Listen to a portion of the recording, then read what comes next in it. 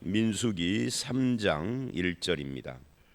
우리가 어제 말씀 2장을 보면 어떤 이야기가 나왔느냐면 2장 33절에 레위인은 이스라엘 자손과 함께 계수되지 아니하였으니 이렇게 나옵니다. 이것이 여호와께서 명령하신 것과 같았다. 그러니까 하나님께서 레위인은 제외시켰어요. 이스라엘 총수에서 그 레위인을 제외하고 총수가 60만 3,550명이다. 그런 이야기죠. 그리고 이제 3장하고 4장 꽤 길죠. 이 3, 4장 두 장에 걸쳐서 이 4장은 49절까지 있으니까 굉장히 깁니다.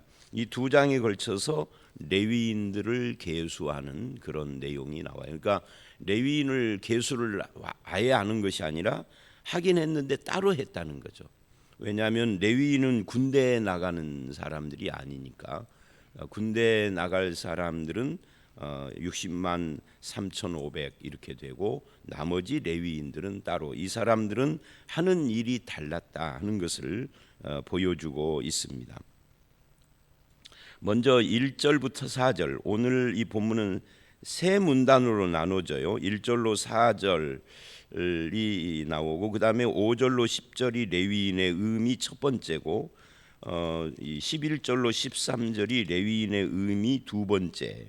그래서 레위인들의 존재 의미가 뭐냐 하는 것이 오늘 본문의 전체적인 내용이라고 그렇게 말을 할 수 있는데, 먼저 1절로 4절에 이제 서론적인 이야기가 나오는 거죠. 거기 보면 아론의 아들들에 대한 이야기가 나옵니다. 이 아론의 아들들을 이야기를 하면서 1절에 여호와께서 시내산에서 모세와 말씀하실 때 그래요. 그러니까 이 민수기는 아직도 이스라엘이 시내산에 있는 그 상태 그대로다 하는 것을 말하고 있는 거죠. 출애굽기하고 연결돼 있는 거예요. 그런 의미에서 아직 출발을 안 했으니까 그때 아론과 모세가 낳은 자, 이게 좀 이상하죠. 아론이 낳은 아론의 아들들이에요. 2절을 보면 아론의 아들들의 이름은, 그런데 왜 1절은 아론과 모세가 낳은 자라고 하느냐 하는 것에 대해서 매일 성경을 보면은 맨 밑에 설명이 되어 있을 겁니다. 아론과 모세가 이스라엘의 지도자이기 때문에 아론과 모세가 낳은 자라고 그렇게 표현을 한 거다. 그리고 이 둘은 또 형제이고 실제로는 아론의 아들들을 말을 하는 겁니다. 근데 이 아론의 아들들을 제사장으로 삼았어요. 출애굽기에 보면. 그런데 그들이 원래는 4명이었습니다.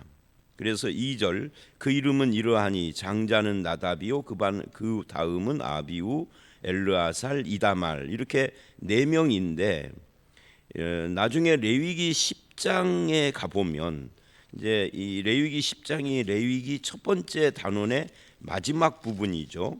이제 출발하기 직전 이야기인데 거기에 가보면은 어떤 이야기가 나오느냐면 그런 이야기가 나와요. 죄송합니다. 레위기에서, 여긴 지금 민수기니까 레위기 10장 1절로 3절을 보면 나답과 아비우라고 하는 이 아론의 두 아들들이 다른 불을 들이다가 죽게 됩니다. 여기서 이 다른 불이라는 것이 뭐냐 하면은 이게 향로에다가 분향하는 불이에요. 근데 향로를 우리가 요즘 출애굽기에서 향로에 대해서 봤지 않습니까? 그게 향로의 향이 기도입니다. 그러니까 예배다는 거죠. 그러니까 하나님께 드리는 예배가 하나님이 말씀하신 대로의 예배가 아닌 다른 예배를 드렸다, 그런 말입니다. 그러니까 예배가 굉장히 중요한 거죠. 우리는 그냥 예배는 뭐 예배지 그냥 이런 형태의 예배 저런 형태의 예배 이렇게 생각을 하지만 실은 이 구약 시대에는 다른 불을 들이다가 죽은 경우까지 있으니까 이게 사실은 예배도 성경적이어야 하는 거죠. 성경의 근거를 두고. 왜 예배에 처음에 부르는 찬송은 그런 찬송을 부르는가? 예배의 기도의 의미는 뭔가? 헌금은 어떤 의미를 가지고 있는지, 또 설교는 어떤 위치를 갖고 있는가, 이런 것들을, 그래서 이제 이거를 기독교 교파들이 굉장히 많잖아요. 원래의 기독교, 그것이 AD 5세기 6세기쯤에 이제 카톨릭으로 진입을 해요. 그래서 500년 AD 500년부터 AD 1500년, 이 1000년을 중세라고 그러잖아요. 이 중세하면은 보통 암흑이라고 그래요. 중세 암흑기. 이 천주교가 지배하면서 암흑 시대였다, 뭐 그런 표현입니다. 그러다가 1500년대에 1517년에 종교 개혁이 일어나요. 근데 우리는 이것만 알아요. 그래서 가톨릭과 개신교 이렇게만 아는데, 실은 그 전에 가톨릭은 로마 가톨릭이, 로마를 중심으로 한 가톨릭과 동방 정교회, 그리스를 중심으로 한, 이게 먼저 사실은 종교 그 분열이 일어납니다. 이게 엄청나게 큰 거예요. 그 로마 정교회가 쭉 위로 선교를 올라가 가지고 러시아 정교회가 된 거예요. 그러니까 정교회 자를 붙인 이 교파들은 전부 다 동방 정교회라고 그래요. 이 동방 정교회와 서방 로마 가톨릭, 이 둘로 나누어져서 쭉 내려오다가 1000년 이렇게 내려오다가 로마 가톨릭과 개신교가 또 분열이 된 거죠. 그리고 개신교 안에서 이제 뭐 루터파, 칼빈, 장로교파, 또 무슨 침례교, 또 나중에 이제 한 200년 이렇게 지나서 감리교, 또 거기에서 또 구세군이 나오고, 이렇게 이제 분열이 되고, 20세기 초에 와서 순복음, 오순절이라는 교파가 또 생기고 이제 이렇게 됐습니다. 무슨 말이냐면, 이 모든 교파가 예배 형식이 조금씩 다 달라요. 그래서 이제 이거를 예배학자들은 전례 예배, 비전례 예배 이렇게 말을 합니다. 전례 예배, 비전례 예배. 이 전례 예배라는 것은 초대교회 때부터 쭉 이어져 내려오면서 가톨릭, 로마 가톨릭, 동방 정교회 이렇게 분열이 됐지만 예배 스타일이 비슷하죠. 영국의 성공회는 영국 국교회죠. 성공회는 개신교에 속하지만 예배 스타일은 로마 천주교하고 비슷한 면을 가져요. 독일의 루터교는 종교개혁에서 개신교의 첫 번째 교회지만 거기도 예배 스타일이 비슷해요. 그래서 이 동방정교회, 가톨릭, 성공회, 루터교, 이건 이제 전례 예배라고 합니다. 예배로는. 그리고 그 외의 개신교들은 비전례 예배라고 그렇게 표현을 해요. 예배 스타일이 다 다른데, 왜 개신교는 로마 가톨릭하고 예배 형태가 틀리냐 할 때, 그들이 말하는 그 전례 예배가 성경적 근거가 없다는, 뭘 들었다 놨다 하고, 사실은 복음의 말씀을 전파해야지 복음을 상징하는 뭐를 들었다 놓으면은 뭔 의미가 있어요. 개신교는 그런 것에 의미를 안 두는 거죠. 이 성경을 하나님 앞에 이렇게 들었다 놓으면은 그것이 복음인가요? 그래서 우리는 그걸 거부하는 거죠. 뭐 우리 교회 같은 경우에는 여기에 무슨 휴장도 없고 목사가 가운도 안 입죠. 이것도 의미가 있는 거예요. 가운을 안 입는 이유가, 어떤 교파들은 입지만 원래 개신교는 가운을 안 입었거든요. 이게 가톨릭화되고 있는 거죠. 살짝. 뭐 어떤 저기는 십자가에다가 이렇게 뭘 걸어놓기도 하고, 이 앞에다가. 그런 것을 안 하는 이유가 뭐냐는, 신학적으로, 이 성경적으로 이제 그런 것이 이제 다 예배인데, 이게 민수기에서는 지금 나답과 아비후가 다른 불, 이 향이 하나님께서 지정한 그걸로 드리지 않았다는 거예요. 우리가 이번 주 어제 그저께 출애굽기에서 그 향 만드는 것 봤잖아요. 그러니까 그런 재료가 아닌 인간적인, 그래서 거기 어제 우리가 어제 그저께 봤던 출애굽기 30장에 보면은 사사로이 만드는 이 향을 만들어서 사용을 하면은 백성 중에서 끊어질지나, 이렇게 이야기를 했는데, 그 백성 중에서 끊어질지니라 한 그게 이제 여기에 해당되는 거예요. 나답과 아비후. 그러니까 예배가 굉장히 중요한 거죠. 생사가 왔다 갔다 하는 거죠. 신약에 와서는 뭐 이거 가지고 뭐 누구를 죽였다 이런 말은 없으시지만, 그러나 중요한 것이 사라진 건 아니에요. 그래서 이제 그런 이야기를 지금 하고 있는 거고, 이 말씀이 여기에서 다시 거론되는 이유는 후대를 위한 경고적인 성격을 가지고 있는 이 교훈으로서 주신 거죠. 하나님 앞에 특별한 임무, 즉 직분을 맡고 거룩하게 구별됐다라고 하는 것은 이게 교만의 위험이 따른다 하는 것을 보여주는 겁니다. 나답과 아비후가 제사장이 아니었으면 죽었겠습니까? 근데 이 특별한 직분을 맡아서 교만해진 거예요. 직분 남용인 거죠. 내 뜻 내 방법대로 하나님의 진리 말씀에서 이야기하는 그 방법을 무시해 버린 거죠. 그래서 하나님이 치신 거예요. 그런 의미에서 오늘 이 1절로 4절이 말하는 이 말씀은 진리의 무지한 열심을 경계하는 그런 말씀이기도 합니다. 굉장히 열심히 있는데 진리에 근거하지를 않아요. 그건 하나님 앞에서 하나님이 받으시는 것이 아닌 거죠. 물론 반대로 진리에 근거하는데 열심이 없어, 무덤덤한 마치 라오디게아 교회처럼, 그것도 문제는 되겠죠. 그래서 하나님 앞에서 영광스러운 직분을 갖는다는 것은 위험도 따른다 하는 거예요. 그런 의미에서 우리가 좀 이렇게 겸손해야 할 필요가 있죠. 은혜에는 섬김이 있어야 되고 특권에는 책임이 있어야 되고 남보다 우월감을 갖는 것이 아니라 오히려 나를 쓰시는 하나님에 대한 감사와 감격과 떨림과 겸손이 있고 순종이 있어야 하는 거죠. 그게 이제 4절까지의 이야기입니다. 나답과 아비후, 이게 가장 큰 교훈이죠. 왜 이 이야기를 또 여기서 하느냐면 이제 5절서부터 레위인은 누구냐 하는 것을 13절까지 두 가지 의미를 말하고 14절서부터 인구조사를 하는데, 이 레위인이라고 하는 이 직분이 거룩한 직분이요 특별한 직분이지만 그런 위험성이 있기 때문에 하나님의 진리에 근거해야 하고 교만하면 안 되고 자기 직분에 대해서 그 섬김과 책임을 잘 감당하는 그것이 필요하다라는 교훈을 먼저 주고 그 다음에 레위인을 말하려고 이 말씀 1절로 4절이 앞에 나온 거다, 이렇게 봐야 하는 겁니다.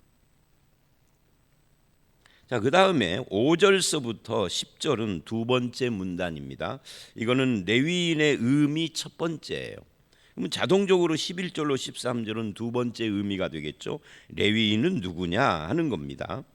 5절을 보면 여호와께서 또 모세에게 말씀하여 이르시되, 그래요.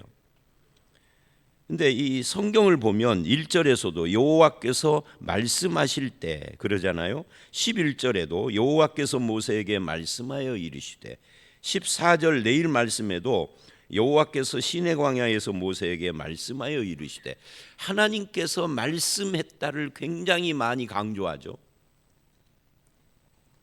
이것에 대한 일화도 있어요. 우리나라 기독교가, 개신교가 막 부흥을 확 하게 된 어떤 계기, 기점 중에 하나가 그 누굽니까?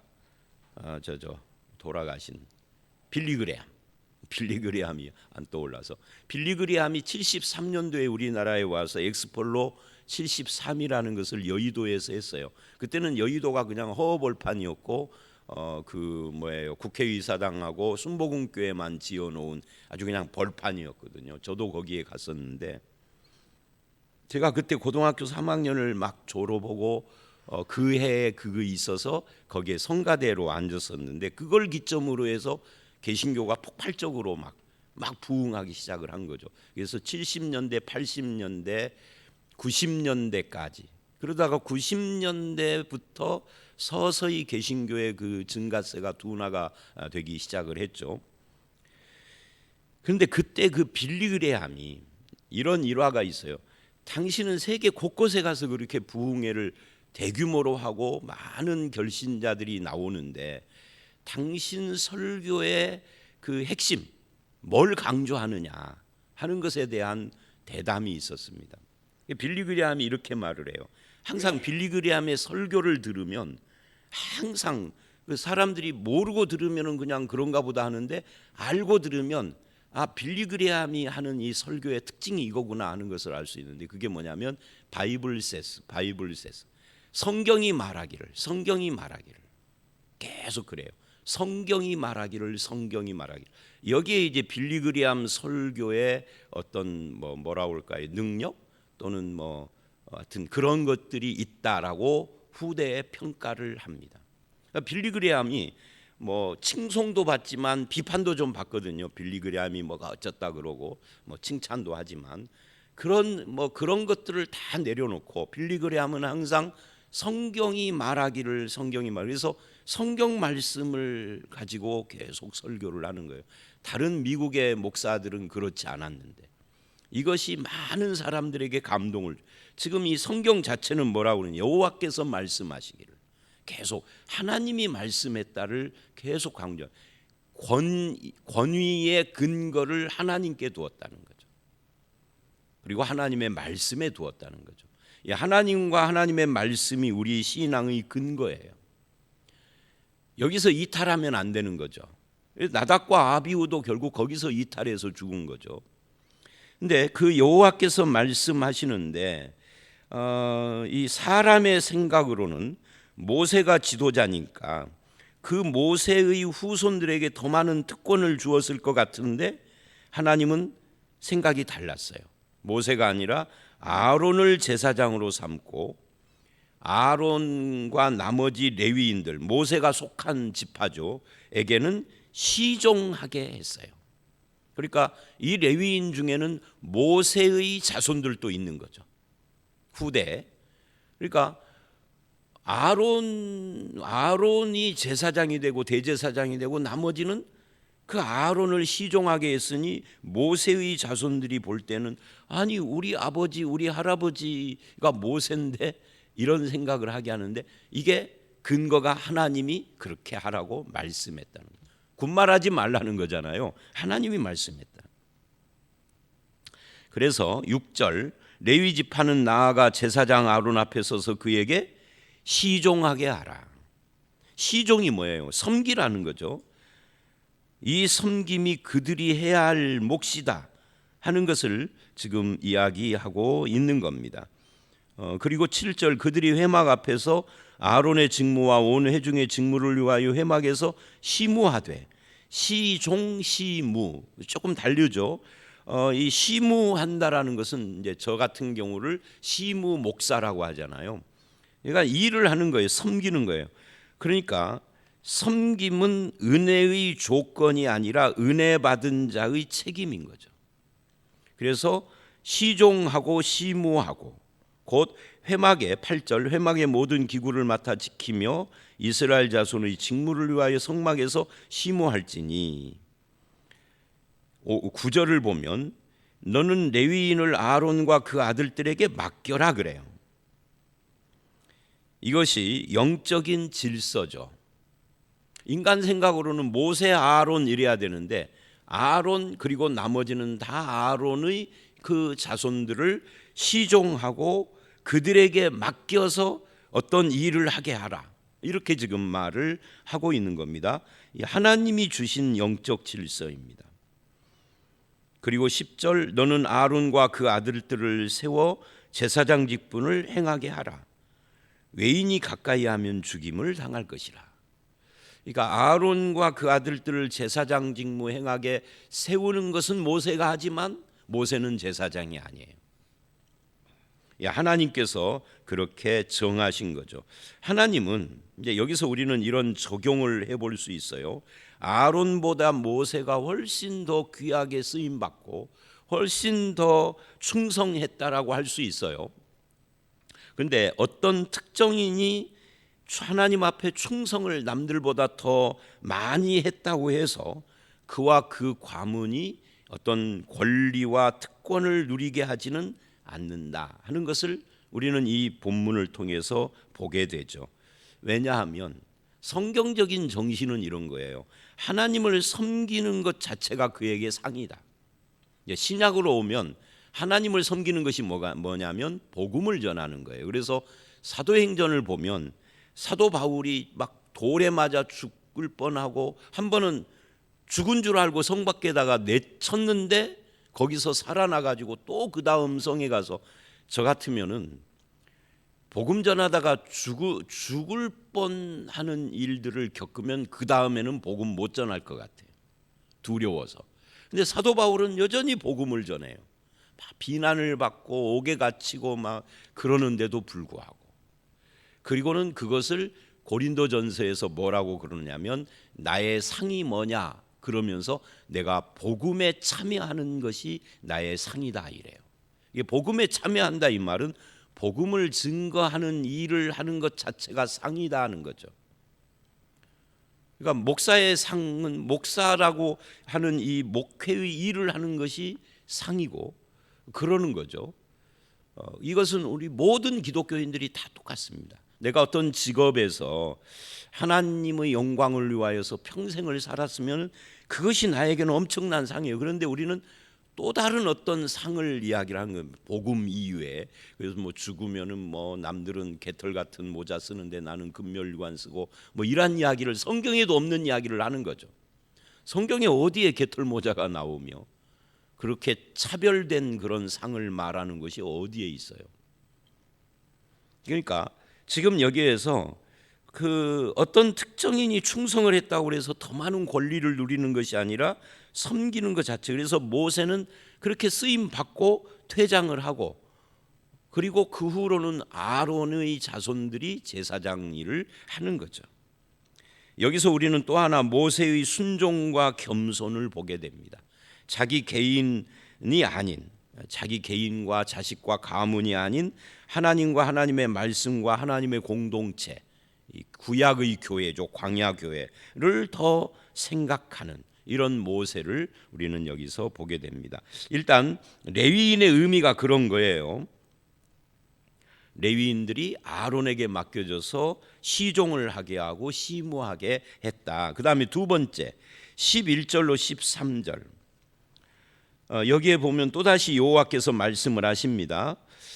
이렇게 말을 해요. 12절 보라 내가 이스라엘 중에서 자손 중에서 레위인을 택하여 이스라엘 자손 중에 태를 열어 태어난 모든 자를 대신하게 하였은즉 레위인은 내 것이라. 여기서 중요한 것이 두 가지예요.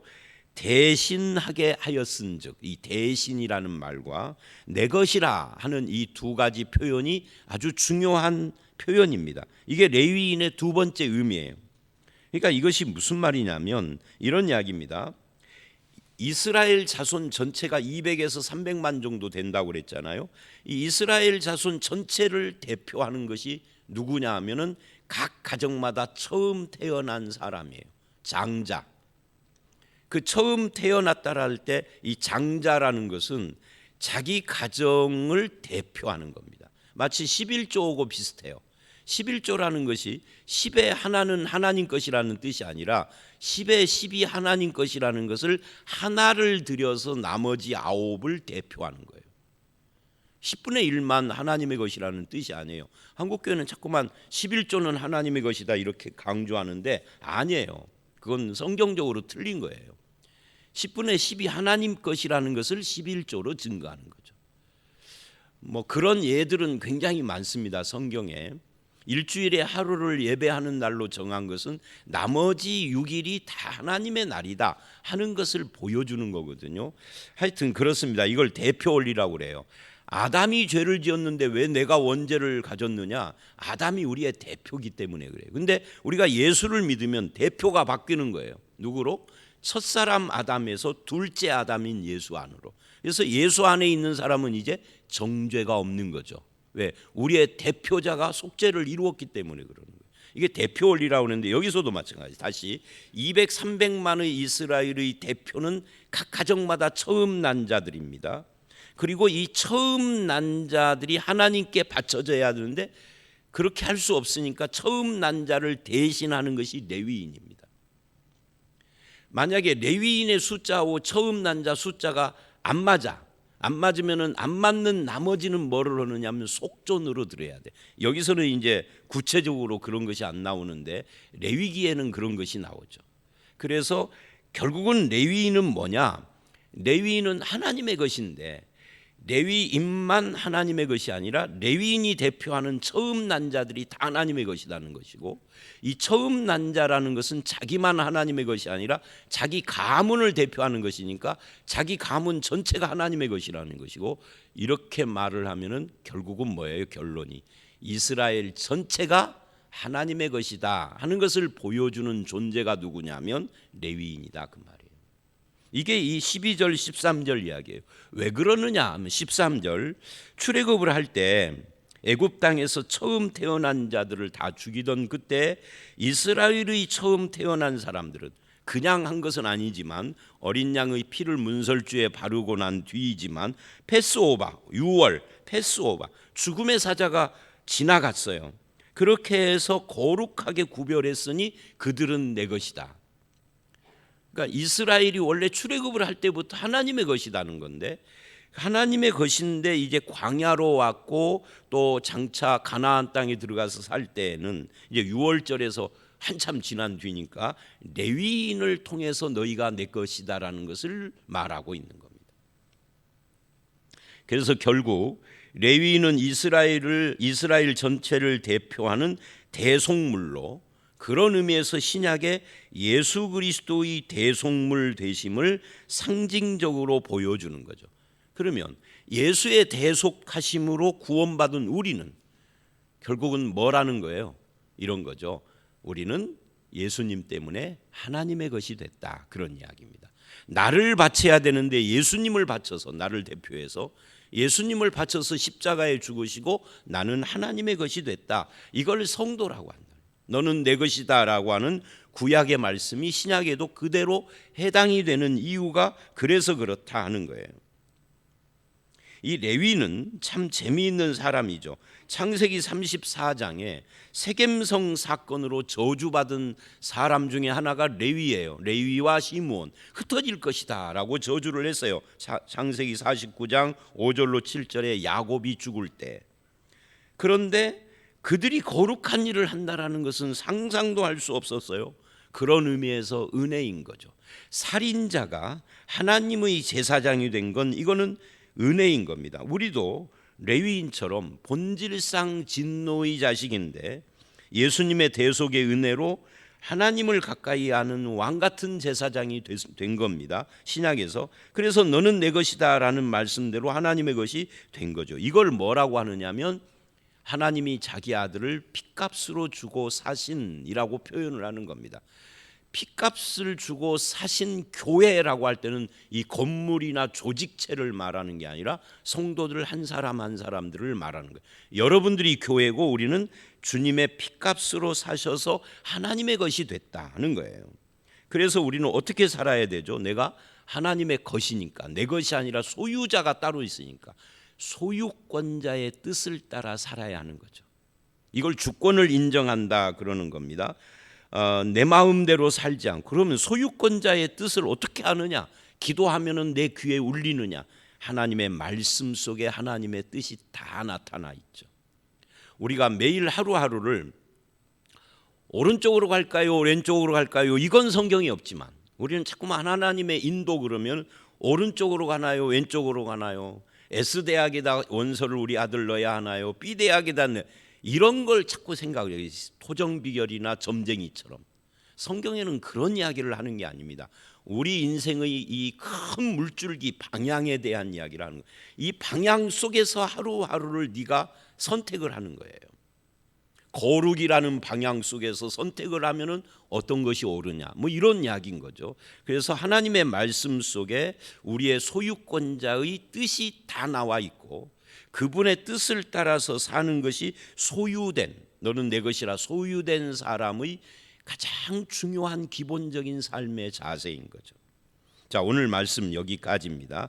자, 그래서 우리는 이 말씀을 통하여서 진리의 무지한 열심이 아니라 겸손하고 진리를 따르는 삶을 살되 내가 그렇게 충성을 했다고 해서 특권을 갖는 것도 아니고 우리가 하나님의 것이니 소유권자인 하나님의 주권을 인정하며 그 뜻을 따라 살아야 한다 하는 것을 이 본문을 통하여서 배우게 됩니다. 저와 여러분의 삶이 하나님 아버지의 뜻을 따르며 진리 안에서 살아가는, 주님이 기뻐하시는 삶을 살아가는 올 한 해가 되시기를 주의 이름으로 축원합니다. 함께 기도하겠습니다. 하나님, 그렇습니다. 우리가 열심으로 하나님을 믿되 진리에 무지한 열심이 아니라 진리 가운데서 겸손하고 책임과 섬김이 있는 그런 신앙생활을 하게 하여 주시옵소서. 하나님이 말씀하신 영적인 그 질서 속에서 우리가 더 겸손히 충성하게 하시고 내가 하나님의 것이 되어졌다라는 것을 깊이 깨닫고 인식하며 예수 그리스도의 십자가의 대속으로 너는 내 것이라 하신 말씀을 새기며 우리의 소유권자이신 하나님의 뜻을 따라 주장하지 않고 주님의 뜻을 따라 사는 저희들로 세워 주시옵소서. 오늘 올 한 해와 오늘 이 하루가 온전히 하나님의 뜻을 따르는 기쁨이 있도록 우리의 삶을 인도해 주실 줄 믿사옵고 예수님 이름으로 기도드렸사옵나이다. 아멘.